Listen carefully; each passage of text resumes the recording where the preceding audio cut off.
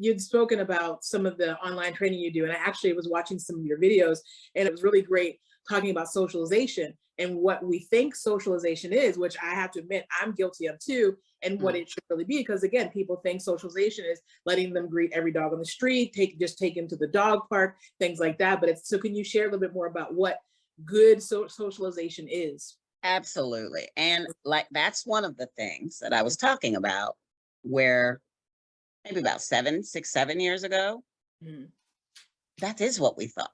The mhm, word is socialization. mhm, So yeah, we thought it meant interacting with people and dogs. I used to hand out this sheet that if people can Google it because I'm sure it's still out there. mhm. Um, uh, archaic dog training information seems keeps like stays out there. It Yeah. really it dies a very slow death. But anyway, it was called the puppy rule of sevens, or sometimes they called it the puppy rule of 12s. And it had this big long list of everything that you should do with your puppy before they reach the age of 12 weeks.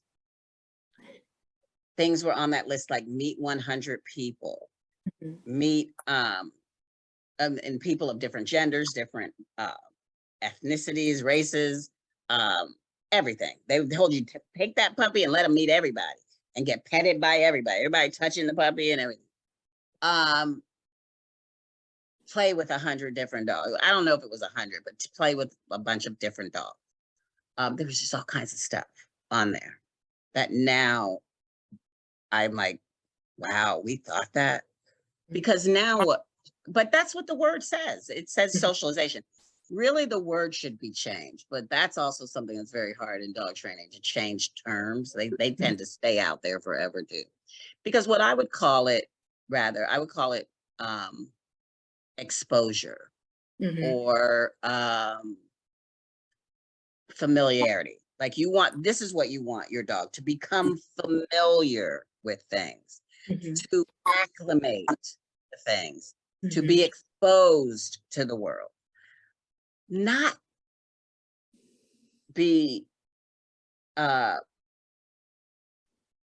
I don't know, like just get hyper and over Mhm. exuberant and overstimulated. Because that's what happens with you, like let all this people touching them.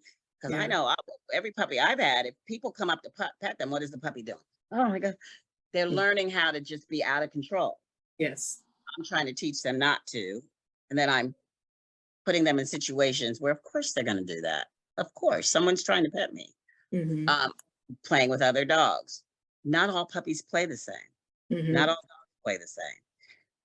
The dog part, I mean, there's some people who, dog park can either be Disneyland for your dog or Nightmare on Elm Street, depending on your dog. Mhm. It's that big of a difference. Mhm. Those large, I hate to tell people this because I know a lot of people rely on them, but dog daycares that are just a whole bunch of dogs running around together, basically not managed unless they get into a fight. They do stop fights, Mhm. but it's the same as a dog park. There's no difference. Your dog, all dogs have different temperaments. They have different play styles. You'll see it with the puppies. The one dog will come out and then they're like, "Oh, stop, Mhm. stop." And people are like, "Oh, look at them playing." I'm like, they're not playing. That dog is screaming for his life right now. Um, I always had a joke that I would tell my class, I don't like dog parks. I tell them right up front. I said, because a lot of fights happen at dog parks. Mhm. Mhm. And then I tell them, and that's between the humans. I've seen a lot of humans fighting at dog park because Yeah. they're like, "Get your dog off my dog." And the other person, "They're just playing, blah, blah, blah." So Mhm. yeah, people get into it. It's just not, like I said, it can either be Disneyland or Nightmare on Elm Street. Some dogs are very happy-go-lucky. They're just, those type of dogs. I have one of those too, that nothing really bothers them. Mhm. Like if a dog even did snark at them, they're like, "Oh, that was fun. Yay. They snarked at me." Ah, then they skip up and Life Mhm. is joyous and fun. You have that dog, but you Mhm. have dogs that one snark changes them for life. And I'm not trying to be overly dramatic. Mhm. That one snark or pin that getting pinned down Yeah. turns them into an aggressive dog, turns them Mhm. into a reactive dog. So you just have to be very careful. How you're going to be very careful? Don't do it. Don't do that. Dogs only need to have, and I'm need. I put it with a small N, not a capital N. 1 to 2 dog friends that they know for life, if that. Really, you need to be your dog's best friend. Mm. Don't get another dog, and don't get dogs for hire, which is what a daycare or a dog park would be, to do your job. You Mm. need to be the one out there playing ball with your dog, Mhm. throwing the frisbee for your dog, playing tug with your dog. Don't Mm. put that off on somebody else. You need to do it. Mhm. You'll be, your dog will listen to you better, if nothing else. Your dog, you will have that dog's attention more because you're the number one thing in their life. You really, so anyway, so dogs can interact with others. So I'm not saying that they can't do that. That could be a part of their socialization, but it Mhm. has to be handled very carefully. Same play style, similar size, Mhm. and both owners who are there need to be in agreement with Yeah. how they're going to handle it. What Yeah. I tell people to do, let them play, and this is probably the next video that I'm going to do once I can get the logistics good. What we do is we're going to have our dogs on leash. We're going to get them focused on us with their backs turned to each other, like they're not caring. They're not caring about the other dog. And that's the state of mind I want a dog to be in before I let them go play. You're Mhm. not caring. I'm rewarding them. I'm reinforcing that behavior. Them looking at me while there's a dog like 10 feet from them. Mhm. I'm going to unhook the leash, but I'm not going to let them go yet. If I need to, I'll have a hold of the collar or their harness, whatever. I'll still be reinforcing the behavior. And then we're going to say 1, 2, 3, go, or 1, 2, 3, free dog. And we're going to let go at the same time and say, go play, or whatever you want to say. Then they'll go over and play. And then we're going to watch our watches. We're Mhm. going to give them 5 minutes. And then at the end of that 5 minutes, we're calling them back over to Mhm. us. Mhm. And they must come back. And if they don't, go over to them, stick a bunch of treats right in their face if you have to, and lead them back over to you, feeding them as you go. Put the leash back on them and do the whole process all over again. Mhm. That's the way you do a proper play session. Now, what I just said to you, some people are gonna be like, I'm not trying to do all that. I'm just Exactly. gonna let them out at the dog park, then get on my cell phone, sit down on this bench. That's really shirking your responsibilities. Yeah. Because those are the dogs that then when you call them to come because it's time to leave, they don't come to you. Yeah. Whatever. Yeah. They Yeah. don't, you are not important right now to them. You always need to be important to your dog, regardless of what's going on. So Mhm. they're teaching their dog to ignore them. They don't realize that. Mhm. So anyway, that's and then the other things I think I had on there things not to do as far as socialization, the people overly petting them. I'm not big on taking puppies to like really busy places, like Mm. in a farmer's market. Yeah.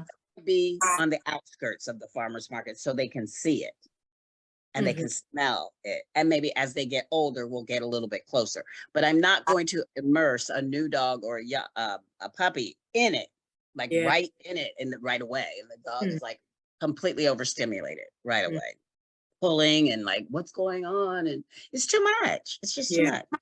So yeah. Some of the things to do are group dog training classes, like I was saying. It's a controlled environment. All the dogs are going to be on leash, and you are actually teaching your dog to focus on you while all that is happening. All Yeah. right.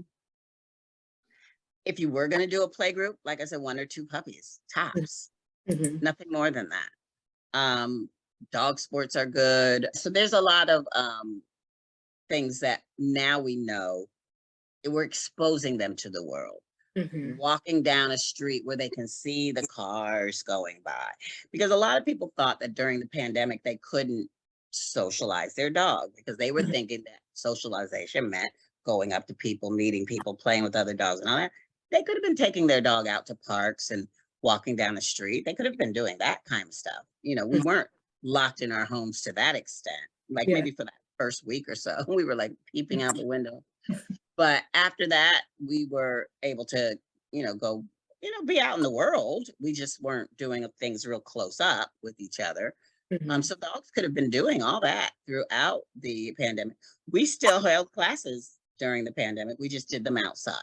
Okay. So, I think another underlying piece of what you're saying is that things continue to change when it comes to the best care for your animals. We need to remember that and know that just because we know one thing doesn't mean it won't change. And just like with right. our kids, we need to be on top of the Yeah, newest information to be the best caregivers. exactly. And that is why, again, I'm going to emphasize that dog trainers, there's nothing that is ensuring that they are keeping up with the best practices that are current. And that's a shame because I feel bad. I feel bad for dog owners because they have no kind of fail safe in there. They have no provisions to protect them. And there really is, as long as a person wasn't doing any outright abuse that can be proven, you're not getting your money back. That money's gone. And yeah, so, but do your due diligence and, some of the things I mentioned to vet them. And something I never thought I would have to say, but I say it. Get a criminal background check too. I hate to say that because these people are coming into your home sometimes. Yeah. True. Yeah, I don't do a lot of home visits anymore myself.